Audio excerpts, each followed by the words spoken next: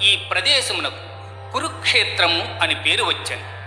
అంతేకాక ఇచ్చట ఎవరు తపస్సు చేయుదురో లేక మృతునందెదరో వారు ఉత్తమ లోకాలకు పోవుదురని దేవేంద్రుడు కురుమహారాజుకు వరమునిచ్చెను.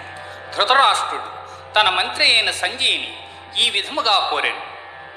సంజయ, యుద్ధరంగమునకు పోయిన నా కుమారులైన దుర్యోధనాదులు, నా తమ్ముని కుమారులైన పాండవులు ఏము చేయుచుంటురని ప్రశ్నించెను.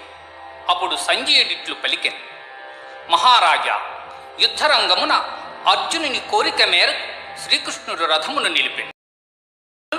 ఉభయ సైన్యములలో గల తండ్రులను, గురువులను, మేనమామలను, సోదరులను, మనుమలను, మిత్రులను చూచి హృదయము ద్రవించి స్వజనమును చంపుటకు ఇష్టపడక నాకు విజయము వలదు, రాజ్య సుఖము వలదు అని ధనుర్బాణములను క్రింద వైచి